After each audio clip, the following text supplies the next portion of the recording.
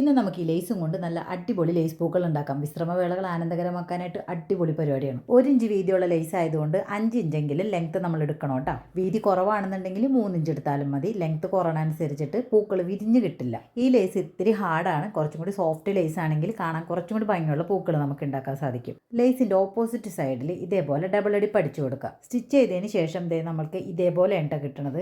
ഇത് ഇതേപോലെ മറിച്ചിട്ടതിന് ശേഷമാണ് നമ്മൾ തുന്നി കൊടുക്കേണ്ടത്.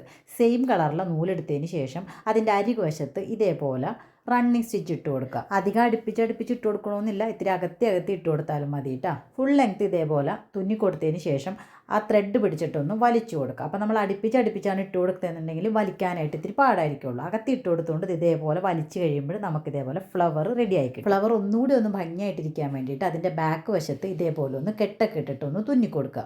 ലേസ് ഇത്തിരി ഹാർഡായതുകൊണ്ടാണ് നമുക്ക് തുന്നാനൊക്കെ ഇത്തിരി ബുദ്ധിമുട്ട് തോന്നിക്കുന്നത്. സോഫ്റ്റ് ആയിട്ടുള്ള ലേസ് ആണെങ്കിൽ നല്ല ഈസി ആയിട്ട് നമുക്ക് ഇതേപോലെ സൂചിയും കൊണ്ടൊക്കെ തുന്നാൻ സാധിക്കും. എൻ്റെ അടുത്ത് ഈ ഒരു ലേസ് ഉള്ളതുകൊണ്ടാണ് ഞാൻ ഇത് വെച്ച് കാണിക്കുന്നത്. വളരെ എളുപ്പത്തിൽ ലേസ് ഫ്ലവർ റെഡി ആയില്ലേ എന്ന് നോക്കിയാൽ ഇനി അതിനൊന്ന് ഭംഗിയാക്കാൻ വേണ്ടിയിട്ട് ഇതേപോലെ വെള്ള കളറിലെ ഒരു മുത്തോ അല്ലെങ്കിൽ ഗോൾഡൻ കളറിലെ ഒരു മുത്തൊക്കെ വെച്ച് ഒന്ന് ഭംഗിയാക്കാം. ഫ്ലവറൊക്കെ ഉണ്ടാക്കി കഴിഞ്ഞപ്പോൾ എന്ത് ചെയ്യുമോ എന്നുള്ള കൺഫ്യൂഷനിലായിപ്പോയി. ഞാനിവിടെ ഒരു തുണിയിൽ ഇതേപോലെ വെച്ച് പിടിപ്പിച്ചിട്ട് ഒന്ന് ഡിസൈൻ ചെയ്തെടുക്കുന്നുണ്ട് കേട്ടോ. നിങ്ങൾക്കിത് ഹെയർ ബാൻഡ് ഉണ്ടാക്കുകയോ സ്വന്തം ഡ്രസ്സിലോ കുട്ടികളുടെ ഡ്രസ്സിലോ ഒക്കെ ഇത് വെച്ച് പിടിപ്പിക്കാം കേട്ടോ. സംഭവം നല്ല ഈസി ആൻഡ് സൂപ്പർ ഫ്ലവറാണ്. ഇതേപോലുള്ള അൽക്കുലത്ത് പരിപാടിയായിട്ട് ഞാൻ ഇനിയും വരാം കേട്ടോ.